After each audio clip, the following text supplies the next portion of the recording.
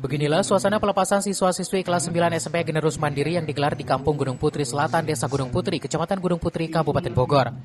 Acara dilaksanakan secara sederhana dengan memanfaatkan ruang kelas yang digabungkan menjadi tempat kegiatan.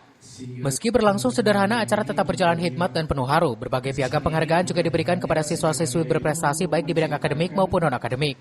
Pembina Yayasan Baitul Kabir Al-Haq Insinyur Kyai Haji Ahmad Jani menjelaskan kegiatan perpisahan ini mengusung tema Mangkalawan Harapan Balik Kalawan Kasuksesan atau hadapilah kenyataan dengan menjadi sebuah kesuksesan. Konsep sederhana dipilih sebagai bentuk edukasi agar siswa terbiasa hidup sederhana, taat aturan dan memiliki akhlak yang baik. Harapkan seperti komitmen kita, mereka menjadi orang betul-betul yang profesional dari religius, profesional dalam pendidikan umum, kemudian religius menjadi orang yang bermanfaat, menjadi anak yang soleh dan solihat, sehingga bermanfaat untuk agama dan negara Republik Indonesia.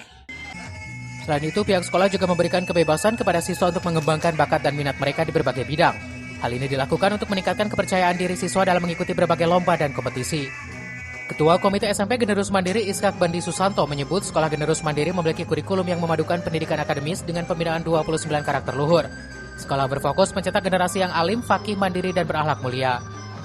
Harapan kami setelah lulus dari SMP Generus Mandiri, karena di sini sekolahnya boarding, SMP ini sekaligus mondok, harapan kami mereka juga melanjutkan di SMA yang ada pondoknya, sehingga ilmunya bisa berlanjut, kemudian tetap menjadi anak yang soleh, berakhlakul karimah, dan juga memiliki 29 karakter luhur yang telah digembor-gemborkan di SMP Generus Mandiri ini.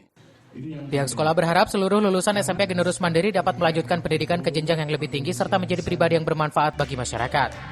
Dari Gunung Putri, Kabupaten Bogor, Edi Junaidi melaporkan.